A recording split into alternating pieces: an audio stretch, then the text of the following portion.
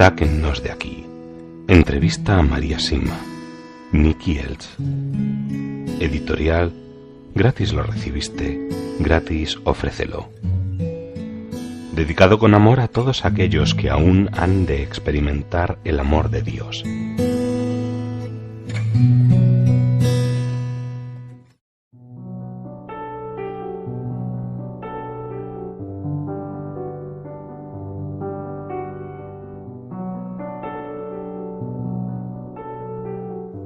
La enfermedad.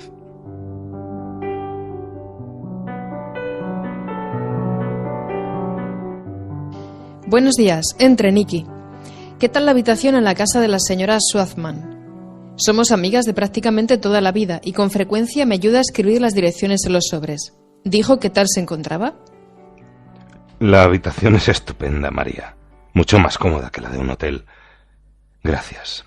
Ha sido una buena idea alojarme allí. Dijo que se encontraba bien, pero que tenía que tener cuidado, pues su corazón no es tan fuerte como antes. Me pareció que estaba feliz. Continuemos. Hablando de debilidades físicas o de discapacidades, ¿le ha visitado alguna alma de las que sabía, y ellas también, que hubieran tenido alguna discapacidad durante su vida? Sí, muchas. Cuando se me aparecieron estaban totalmente curadas. Desaparecen las sillas de ruedas, desaparecen las deformaciones y las cicatrices. Una vez, sin embargo, un alma se me apareció con un gran bocio. Pero esto solo ocurrió para que su familia me creyera cuando les contara que su pariente se me había aparecido con determinadas instrucciones para ellos. Me preguntaron qué aspecto tenía y cuando les mencioné lo del bocio, me creyeron y me escucharon. Ahora recuerdo un alma que había sido muda durante su vida y que, por supuesto, habló perfectamente cuando se me apareció. Mostró mucha alegría de poder hablar, pero no pudo averiguar por qué no podía hacerlo cuando vivía. Si durante su vida terrenal usaban sillas de ruedas, ahora ya no, y caminan perfectamente. Toda imperfección, ya sea pequeña o importante, desaparece. Pero recuerde que yo solo veo a aquellas almas que se encuentran en el nivel más alto del purgatorio. Lo digo porque otros han visto sufrimientos y heridas en las almas, aunque no eran las mismas que padecían en vida. Son sufrimientos del alma y no del cuerpo, debido a que ya no poseen un cuerpo físico. Creo que lo más cercano que he visto fue cuando se me apareció un sacerdote y tras decirme lo que necesitaba, me dio la oportunidad de preguntarle por qué tenía la mano derecha tan negra, sucia y dolorida. Su respuesta fue: dígale a los sacerdotes que no dejen de bendecir a los fieles, a los hogares y a los objetos religiosos. Me negué en varias ocasiones a hacerlo y por lo tanto ahora debo sufrir en mi mano derecha. ¿Es el SIDA un castigo de Dios? Sí lo es, pero prefiero llamarlo reparación, y es por la inmoralidad de los hombres. Si esto escandaliza a alguien, diciendo que Dios entonces no es un Dios de amor, hay que afirmar que el castigo y la reparación son también por amor. Y en cuanto a los inocentes que ahora también sufren el SIDA, se debe a una reparación mayor y necesaria. La misericordia de Dios es infinita, pero su justicia también es total. Les digo que si supiéramos de su justicia ahora, como lo sabremos en el cielo, muchos de nosotros moriríamos bajo el peso de nuestros pecados. ¿Cree que encontrarán una cura para el SIDA? Ya tenemos la cura, pero como no da dinero y no es muy popular, se continuará haciendo oídos sordos a la misma. La cura es Jesús y los 10 mandamientos. No se nos dieron para controlarnos, sino para protegernos, fortalecernos y liberarnos. Eso es una cura preventiva. ¿Qué posibilidad hay de una curación de la enfermedad una vez ya contraída? Eso también ha sucedido en lugares con mucha oración. ¿Dónde? He oído de un lugar en Italia, pero ahora no recuerdo el nombre, y también en Medjugorje. Lo importante, sin embargo, no es el lugar exacto, sino la calidad de la oración. Cuando los peregrinos acuden a esos lugares llevando grandes cargas que ya han sido examinadas por médicos, psiquiatras, sacerdotes y parecen empeorar en lugar de mejorar, ¿puede que esto sea causado por algún alma del purgatorio de su pasado? Sí, puede ser. Pero si así fuera, se trataría de las almas que se encuentran en los niveles inferiores del purgatorio. En estos casos, un buen exorcista podría detener las presiones de los difuntos hacia los vivos. María, ¿Puede contarme algún caso en que la falta de perdón trajo una enfermedad? Oh, esa es la causa más común de las enfermedades. Sí, recuerdo un caso en Innsbruck, donde una joven no podía perdonar a su padre. La situación era la siguiente. Mientras el padre estaba vivo, nunca dio una alegría a sus hijos. Y en el caso de esta joven, en una ocasión en la que surgió una buena oportunidad laboral, el padre se negó a dejar que su hija la aceptara. Se trataba de un trabajo que incluía una buena formación, y al prohibirlo provocó que la muchacha no recibiera una buena formación en toda su vida. Y fue justamente esto lo que la joven nunca pudo perdonar a su padre. Poco tiempo después de la muerte del padre se le apareció no solo una vez, sino 3 veces, rogándole que lo perdonara, pero su hija se negaba. Al tiempo la joven enfermó, y durante su enfermedad comprendió que debía perdonarlo. Lo hizo, y lo hizo muy profundamente, con todo su corazón. La enfermedad desapareció rápidamente. Ahora no puedo recordar exactamente de qué enfermedad se trataba, pero se dio cuenta claramente de que se debía a su prolongada negativa a perdonar. No siempre podemos olvidar las cosas, pero debemos perdonar. La falta de perdón es la causa de las mayores cargas y limitaciones que nos provocamos a nosotros. Si nos acercamos a Dios, seremos mucho más libres y felices, y con el perdón llegaremos a comprender mejor lo que realmente ocurre. Eso también es una gracia enorme y muy importante. Recuerdo otro caso. Se trataba de una mujer que sufría de una picazón desagradable en la piel desde hacía 20 años o más. Todo lo que la medicina moderna había podido hacer fue darle una crema muy costosa para reducir el malestar. Más tarde, durante una peregrinación, conoció a un hombre muy piadoso y muy experimentado que durante la cena se dirigió a ella y a su marido y simplemente les dijo: «Pidámosle a Jesús que nos cuente cuál es la causa de lo que tienes en las manos y en tu pierna derecha desde la rodilla hacia abajo». En ese mismo momento, ese hombre tuvo una imagen interna de una mujer agachándose con la rodilla derecha en tierra y con sus manos abiertas hacia una niña. Esa niña era esa misma mujer en la infancia, y la mujer adulta de la visión era su madre. La madre había dejado de abrazar a sus hijos, y especialmente a su hija, ahora adulta, y ella nunca la había perdonado por esto. Cuando lo explicó, el marido le dijo a su mujer: «Es verdad, nunca has perdonado a tu madre por eso». La mujer, con lágrimas en los ojos, admitió que efectivamente nunca había perdonado, y durante 2 o 3 días puso esta intención en su oración y en la misa. La enfermedad se redujo a una fracción pequeñísima de lo que había sido. Poco después, la pareja regresó a su hogar. El hombre que había tenido la visión nunca supo realmente si aquella enfermedad llegó a desaparecer completamente o no, pero la picazón y el aspecto desagradable sí lo hicieron casi de forma inmediata. No podemos pretender que el perdón total de una persona ocurra de la noche a la mañana, pero Jesús les demostró a los 3 presentes esa noche dónde estaba el problema. Por lo tanto, la enfermedad se produjo para recordar de alguna manera al vivo el pecado de su antepasado. De este modo, el alma que estaba aún en el purgatorio se dio a conocer y rogó que la perdonaran, ya que debido a ello no podía ir al cielo. Ahora estoy segura de que esta alma, cuyo nombre nunca conocí, está en el cielo, y su hija está libre de esa situación dolorosa que le molestaba y que le costó mucho dinero durante varias décadas. María, dijo antes que Satanás envía enfermedades por medio de brujas con demonios bajo su control. ¿Cómo se da cuenta alguien de si su enfermedad está causada por ellos o por algún otro motivo? Rezando con él o por él. Si tiene otra causa, el exorcismo o la oración no darán resultado, pero cuando proviene de los demonios sí lo da. En un principio la enfermedad no cederá, pero si perseveramos finalmente desaparecerá. En los hospitales el término virus debería ser una posible señal de advertencia al respecto. Con frecuencia los doctores usan esta palabra cuando hay algo que no pueden explicar. En casos así hay que llevar a un sacerdote o a algún otro poderoso intercesor y hay que pedir a los amigos y parientes que recen por la intercesión de Nuestra Señora y de San Miguel. El sacerdote también deberá llevar agua bendita para exorcismos o, mejor aún, aceite. ¿Podría darme un ejemplo o 2 de enfermedades enviadas de forma demoníaca? En este momento recuerdo 3 casos. Uno fue una neumonía, otro una leucemia y el tercero una enfermedad corta pero de terribles dolores de espalda. Este último caso es el que más conozco, porque le sucedió a un amigo mío que se ofreció para trabajar durante varios meses junto a uno de los sacerdotes más respetados de Europa.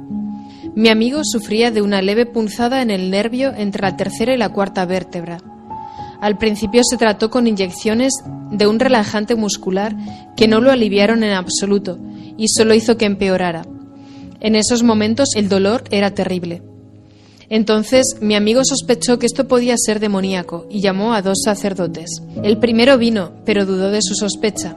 Tras una larga e inútil discusión, el sacerdote aceptó rezar por él, aún sin creer. En el momento en que comenzó a rezar, los dolores explotaron y se irradiaron hacia el hombro, el brazo y el muslo derecho de mi amigo. Era como si un tenedor le estuviera destrozando los músculos y luego se detuviera para moler las articulaciones. El dolor se extendía hacia arriba y hacia abajo mientras el sacerdote rezaba, y pasados 3 o 4 minutos cesó repentinamente. Sin embargo, mientras duró el dolor, mi amigo casi perdió el conocimiento entre espasmos, gritos y alaridos.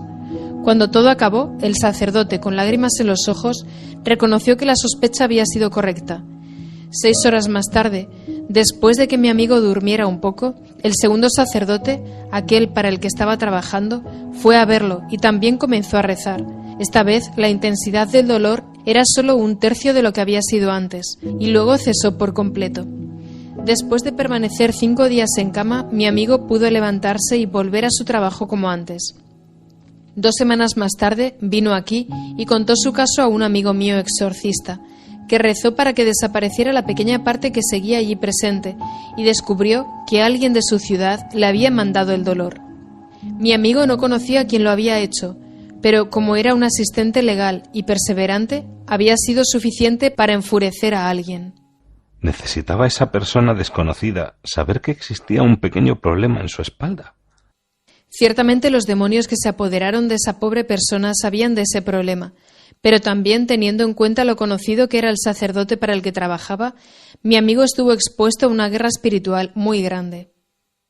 ¿Las oraciones pueden ayudar desde lejos a alguien si no está abierto a que recen con él? Sí, por supuesto, y son demasiadas las personas, sacerdotes inclusive, que no tienen una fe tan fuerte como para creer que sea así, y por tanto no lo ponen en práctica. En la Biblia, Jesús curó al sirviente del centurión a distancia. Jesús le dijo al centurión: «Puedes irte, como has creído se cumplirá lo que pides». Jesús sanó al sirviente gracias a la fe de su amo en él, pero no fue la fe del amo la que realizó la curación. Es algo que suele preocupar a quienes piensan que su fe es demasiado débil para ayudar a alguien. Jesús nunca es débil para ayudar, pero frecuentemente debemos esperar porque su plan es distinto al nuestro. Pero en los casos en que el afligido se encuentra a distancia es muy útil tener la mayor información posible al rezar. Con frecuencia hay que identificar y nombrar específicamente las influencias demoníacas sobre esa persona antes de que disminuyan y desaparezcan. Y para ello debemos rezar mucho y hacer nuestra tarea con perseverancia, confiando en que Dios proveerá lo necesario. Cuando se acercan a usted personas alteradas o intranquilas y toma nota de los nombres de sus parientes difuntos, ¿es testigo luego de la paz que reina en esas personas, en la familia o en su hogar después de las misas y las demás oraciones? Sí, casi siempre. Pero depende, por supuesto, de si mantenemos o no el contacto. Muchas personas lo hacen durante mucho tiempo, y a pesar de que no soy psiquiatra ni médico, con todos esos nombres en mi mente, puedo saber cuándo un niño alterado y preocupado se transforma rápidamente en un niño feliz, y esto sucede sin ningún tipo de terapia o fármaco.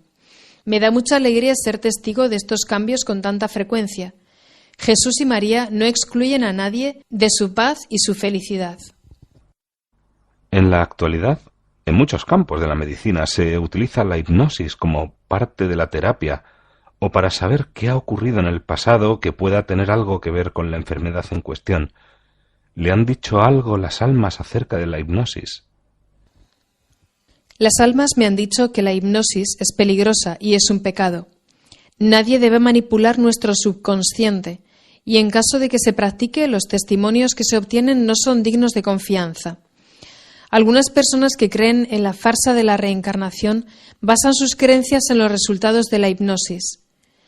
Este es solo un caso en el que un pecado relativamente pequeño genera gran confusión. Cuando estamos muy enfermos y sufrimos grandes dolores, ¿qué les está permitido hacer a los ojos de Dios a los médicos que nos atienden? Un alma me dijo una vez que había tenido que sufrir muchísimo porque había sido médico y había acortado las vidas de algunos de sus pacientes con inyecciones para disminuir su sufrimiento. Los médicos nunca pueden matar a un paciente. Sí pueden, en cambio, suministrar fármacos para disminuir el dolor. Dios es solo quien da y quita la vida. De lo contrario, es un asesinato como cualquier otro. Cuando un médico le quita la vida a un paciente, el alma del paciente debe sufrir en el purgatorio el tiempo que debería haber sufrido en la tierra, ¿o es el propio médico quien luego deberá cargar con ese sufrimiento? Lo sufrirá el propio médico, y si no cambia y detiene su actitud mediante la confesión, la penitencia y la reparación por voluntad propia, serán su familia y las generaciones siguientes las que sufran las consecuencias, que serán muy duras. Dios mío, ¿conoce algún caso en que una generación posterior sufriera estas consecuencias? ¿Y de qué manera? Sí, lo conozco.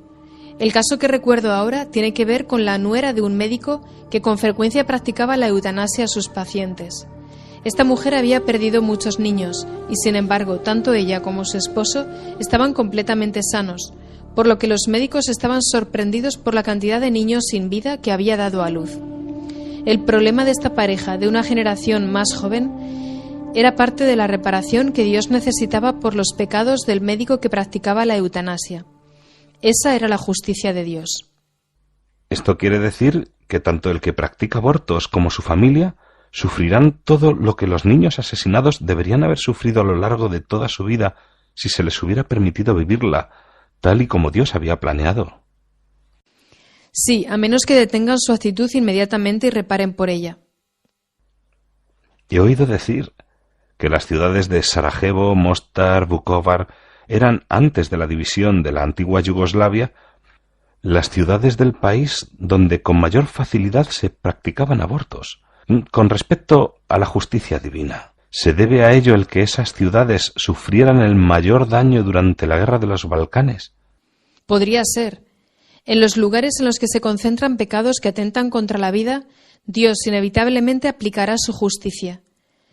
Que este ejemplo sea una advertencia para todos los gobiernos, tribunales y médicos del este y del oeste.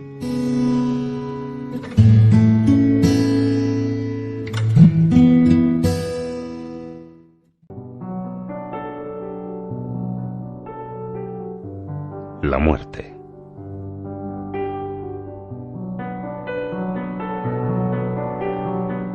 Usted ha hecho tanto por las almas del purgatorio que cuando muera seguramente la escoltarán hasta el cielo varios miles de almas y no tendrá que... Oh, no.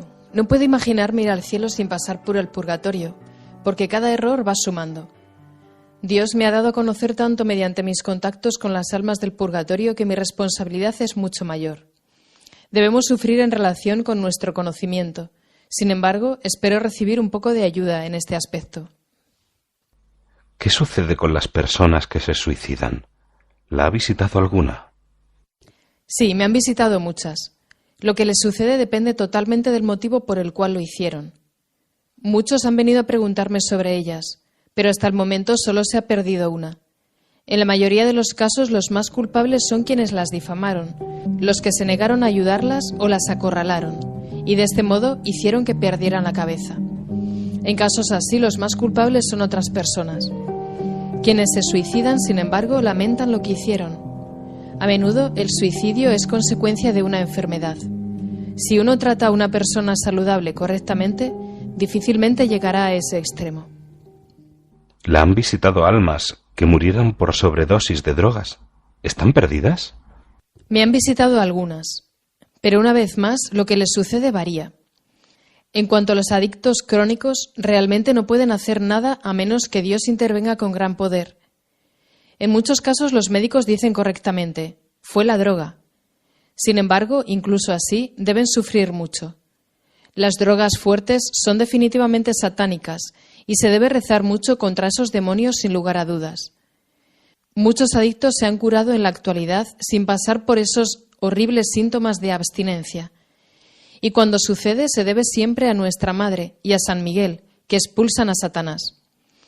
Los traficantes de este veneno lamentarán profundamente sus acciones cuando tengan que repararlas y expiarlas, si no es que se han perdido por completo. ¿Puede contarme el caso de alguien que se haya salvado al cambiar radicalmente su postura justo cuando le llegó el momento de la muerte inminente? Sí. Una vez vino a verme una persona con 2 nombres de difuntos, el de un hombre y el de una mujer, para que averiguara qué les había sucedido.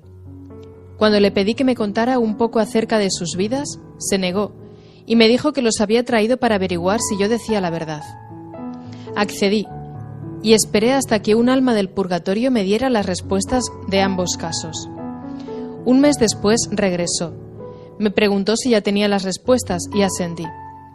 El hombre se encontraba en el purgatorio más profundo y todavía no podía ser liberado de ese lugar, mientras que la mujer se había ido directamente al cielo sin pasar por el purgatorio. Le entregué el papel donde había escrito lo que me habían dicho y se quedó impactado. Me acusó entonces de ser una farsante. Le pregunté por qué decía eso y le pedí que me contara más sobre estas 2 personas. Según mi invitado, el hombre había sido el más piadoso de todos los sacerdotes de su zona. Siempre iba a misa media hora antes y luego se quedaba más tiempo que los demás, y continuó halagándolo largo tiempo.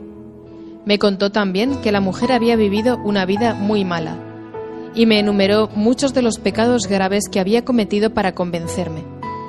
Cuando terminó, debo admitir que yo misma estaba un poco insegura, y acordé preguntar una vez más sobre esas personas, esta vez con alguna explicación.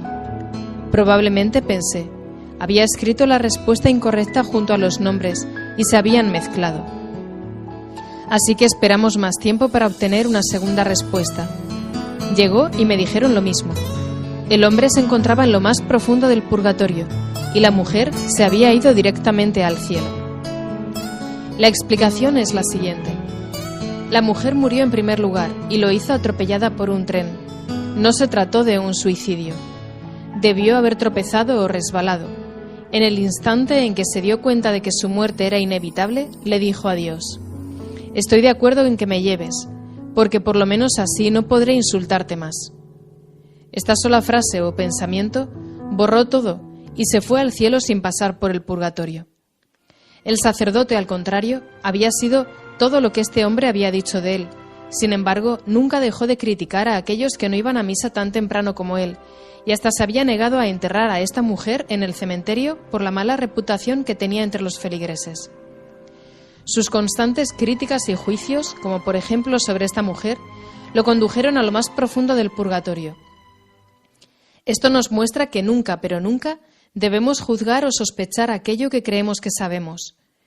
Mi visitante reconoció estas verdades, me perdonó con el corazón y se fue contento con las noticias que ansiosamente esperaban en el lugar de donde procedía. Al estar presente en la muerte de una persona, ¿existen señales que indiquen que se ha ido directamente al cielo? Probablemente, pero estas no siempre nos lo revelan todo. Lo que es cierto, sin embargo, es que cuando una persona experimenta una muerte extremadamente terrible, con ira o violencia, es seguro que deberá sufrir mucho o que está totalmente perdida. También hay que tener cuidado con el otro extremo, porque hasta un gran santo, como yo y varios miles de personas llamaríamos así, al Padre Pío, que murió en paz y hasta feliz, también debió pasar un tiempo corto en el purgatorio. Las muertes en paz son hermosas y conducen a la belleza, y las muertes feas son horribles y conducen a un mayor sufrimiento. Pero intentar ser más precisos es, como ya he dicho antes, algo arriesgado. ¿Responde Dios de una manera especial cuando una persona da su vida por otra? Las almas del purgatorio me han dicho que morir por otro, ya sea en su lugar o al intentar rescatarlo, es siempre una muerte santa. Esto significa que dicho acto borrará mucho de lo que aún debería purificarse. Aproximadamente hace 20 años conocí a un hombre joven que no tenía la fama de ser muy devoto. Lo conocía porque él y su familia eran mis vecinos. Sin embargo, una característica muy evidente y buena de su personalidad era que siempre insistía en ayudar a los demás. Un día muy frío de invierno, este hombre escuchó gritos de auxilio que provenían de afuera y salió a ver qué sucedía. Su madre intentó persuadirlo, pidiéndole que se quedara porque sabía que siempre se arriesgaba mucho. Ella prefería que acudiera otro en esa ocasión. Sin embargo, no pudo detenerlo y salió al rescate de quien gritaba. Mientras se encontraba afuera, una avalancha de nieve en polvo se le vino encima y se lo tragó. Le encontraron muerto al día siguiente. Otros jóvenes, al enterarse, dijeron: «No nos gustaría morir así». «¿Qué queréis decir con eso?», les pregunté. «Ya sabe todas las cosas que ha hecho. Pensad lo que queráis, pero morir así para salvar a alguien descarta toda posibilidad de que se haya perdido. Siempre es una muerte santa». Solo 2 días después, este hombre se me apareció y me dijo que necesitaba únicamente 3 misas para ser liberado. Expresé cierta sorpresa y me dijo: «Como morí intentando salvar a otra persona, Dios se ocupó de todo lo demás». A lo que añadió: «Nunca podría haber experimentado una muerte tan feliz». Entonces, debe existir alguna diferencia entre morir intentando salvar a alguien o morir a causa de una imprudencia. Oh, sí. Si una persona muere simplemente porque se puso en una situación de riesgo, no significa que fuera su hora de morir. Si el accidente sucede sin culpa por parte del difunto, esto quiere decir que Dios lo llamó a su presencia. Sin embargo, cuando tiene la culpa, entonces esa misma persona fue quien lo provocó. Conozco a un joven que murió en un accidente de moto por conducir por encima del límite de velocidad permitido. Me contó más adelante que si hubiera sido más cuidadoso, Dios le habría dado otros 30 años de vida. Cuando le pregunté si estaba listo para la eternidad, me dijo que no, pero que Dios da la oportunidad de arrepentirse a todo aquel que no lo desprecie. Y este joven estaba totalmente arrepentido. En el momento de morir, el alma ve la luz de Dios con claridad y en su plenitud. No, no claramente, pero lo suficiente como para que desee ir hacia ella. La claridad y plenitud que ven depende de la condición del alma en ese momento. Cuando rezamos para que alguien experimente una muerte en paz, ¿ayudan nuestras oraciones a que efectivamente sea así? ¿Acaso Dios es sordo? Ayuda aún si rezamos por una persona que tenemos en nuestro corazón y que murió tiempo atrás. Dios y la oración no están limitados o afectados por el tiempo. Dios está allí 50 años antes como 50 años después. Él hará por nosotros exactamente tanto como nosotros le confiemos. Pero si podemos rezar por alguien ya fallecido para que experimentara una muerte en paz, ¿no significa que podríamos salvar almas que ya están en el infierno? No, lo perdido está perdido, pero las gracias de dicha oración serán distribuidas en otros lugares para el mismo fin: permitir a alguien que experimente una muerte en paz. ¿Salvaría Dios a alguien del infierno sabiendo que otro rezará por esa persona en el futuro? Debido a que el amor y la misericordia de Dios son infinitos, no veo ninguna razón por la cual no lo haría. ¿Con qué grado de seriedad tenemos que tomarnos las últimas voluntades de una persona a punto de morir? Creo que debemos tomarlas muy seriamente y hacer absolutamente lo mejor para respetarlas y que se cumplan con 3 condiciones. Y conforme a estas condiciones, yo diría que los últimos deseos de una persona son sagrados. Esto es así porque en el proceso de la muerte Dios permite a las personas ver las cosas de manera diferente a cuando vivían y de algún modo tener el control de las cosas. Las condiciones son las siguientes. 1. La persona debe estar mentalmente sana en el momento de la muerte. 2. Su última voluntad no debe ser algo malo, visto de manera objetiva. 3. La persona murió relativamente en paz. Si se reúnen estas 3 condiciones, ciertamente debemos cumplir su última voluntad. Si alguien ocultara la última voluntad de un difunto, ese hecho, que con frecuencia es prácticamente un robo al difunto, ¿es aún más grave que el mismo robo a una persona viva? Sí, es aún mucho más grave ante Dios porque el difunto ya no puede cambiar nada si sus deseos no se llevaran a cabo de forma correcta. ¿Cuál es la mejor forma de prepararse cuando uno sabe que está a punto de morir? Rezando y entregándole todo a Dios, abrirse a su bondad y confiar en Él completamente. ¿Y ¿cuál es la mejor forma de ayudar a una persona que se está muriendo? Rezar con ella, por supuesto, y decirle toda la verdad. Contarle lo que se pueda acerca de la luz de Dios y decirle que nunca, pero nunca nos dejará solos. Sugerir con mucho amor una confesión si todavía no la ha hecho. Rezar con la Madre Santísima por esta persona y pedirle que acompañe a este hijo suyo en su camino. Nuestra Madre nunca rechazará una súplica. ¿Es cierto lo que se dice que uno ve toda su vida como en una película cuando va a morir? Sí, de alguna manera. Las descripciones de este hecho varían muy poco. Un hombre suizo que conocí, que era muy poco creyente y solo pensaba que se nos enseñaban estas cosas para que viviéramos bien nuestra existencia, enfermó gravemente y entró en coma, experimentando la agonía, pero finalmente no murió. Nunca había creído en la eternidad. Cuando revivió, me describió una escena en la que él se encontraba sentado en una habitación y en la pared de enfrente estaba escrita toda su vida detalladamente. Entonces supo que existía la eternidad y se asustó. La pared desapareció lentamente y detrás de ella había una belleza indescriptible para la cual no tenía palabras. Luego revivió y despertó. Hoy por hoy ha cambiado totalmente su forma de vida. Sería bueno que estudiáramos un poquito sobre el proceso de la muerte y qué sucede cuando nos dejamos guiar por la realidad cristiana solo antes de partir de aquí. ¿Cuántas veces hemos oído de alguien que se convirtió al catolicismo en su lecho de muerte? ¿Cuántas veces hemos oído de un cristiano que renunció a su fe en el momento de morir? Les dejaré a ustedes las respuestas a estas dos preguntas. La concepción y la muerte son los dos momentos más importantes de nuestra vida, cuando Dios está más cerca de nosotros, y en ambos casos es algo que se estudia poco. En vez de impedir la concepción y de utilizar medios inmorales para acelerar o detener la muerte, ¿por qué no amamos, protegemos y estudiamos esos momentos tan cuidadosamente como todos los demás momentos de nuestra vida?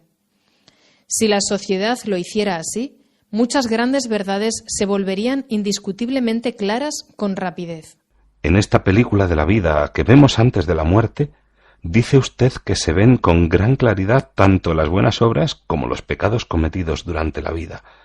Se incluyen también los pecados ya confesados, los pecados de los que nos hemos arrepentido de verdad y que hemos reparado con todo el corazón.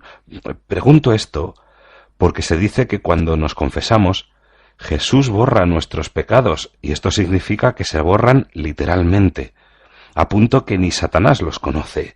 Entonces, si Jesús los ha borrado verdaderamente, ¿cómo, o mejor, por qué aparecen nuevamente los pecados antes de la muerte? Primero, no todos ven dicha película, y cuando la ven, no se debe considerar como un ataque de Satanás. Los pecados confesados y reparados en su totalidad no aparecen, pero Dios lo hace para mostrarnos su justicia absoluta. Al ver ambos lados, el alma comprende entonces con total claridad y se asigna a ella misma el nivel adecuado en el purgatorio. Sabiendo esto, hay quien diría que aquellos que acaban creyendo en los últimos momentos de su vida están en mejor disposición. ¿Lo están? Sí, hay miles de formas distintas de llegar a la santidad. Sí. No, ahora en serio. Ciertamente no están en mejor disposición porque desaprovecharon muchas oportunidades para hacer el bien. Por este motivo, el lugar destinado para ellos en el cielo no estará al mismo nivel que el de aquellos que intentaron hacer la voluntad de Dios toda su vida. Probablemente no lo sepa, pero durante estos últimos años se están estudiando con más profundidad las llamadas experiencias próximas a la muerte, y se escriben más de ellas que anteriormente. Recuerdo en particular un libro... María, mi pregunta es la siguiente. Cuando estas personas que han vuelto a la vida describen sus experiencias, sus descripciones son siempre una prueba absoluta, 100% ciertas. No, ciertamente no. En estos casos, uno debe ser comprensivo, pero tampoco debe dejarse engañar y debe ser muy cuidadoso. Algunas de esas experiencias que se han difundido contienen descaradas falsedades. Al igual que con las apariciones o las locuciones interiores, estas experiencias deben ser probadas muy de cerca por individuos amables, piadosos, que tengan discernimiento y experiencia, pudiéndose incluir a médicos y teólogos creyentes. Cuando una de estas personas solo tiene a su alrededor médicos agnósticos que no rezan y que lógicamente acaban influyéndole, pueden acabar difundiendo falsedades, incluso sin culpa alguna. Tomemos mi propio caso. Solo porque algún psicólogo puede, a ciencia cierta, declarar que soy una persona equilibrada, honesta y no estoy mentalmente desequilibrada, no es suficiente para determinar si todo lo que he dicho es cierto.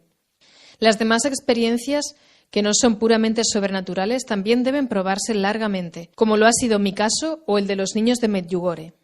El libro en el que estoy pensando, que ha tenido un gran éxito en Estados Unidos, se dice que las almas eligen cuándo y a qué cuerpo venir. Por esta razón el aborto no es algo tan malo, a pesar de que vaya contra el orden natural, pues solo significa que el alma quería ir a otro lugar. ¿Qué me dice de esto? Una tontería peligrosa. Esto se debe claramente a la influencia de Satanás. Debemos rezar para que esta persona sea lo suficientemente humilde como para permitir que él mismo y sus experiencias sean probadas, y no solo por médicos y psicólogos no creyentes, sino también por individuos piadosos y que tengan discernimiento, que sean expertos en las verdades espirituales cristianas, antes de que continúe divulgando las mentiras de Satanás a un número mayor de personas. Y el deber me dice que debo añadir que cada aborto que se practique como consecuencia de lo que se ha escrito será responsabilidad ante Dios de quien lo haya hecho o de quien le haya asesorado.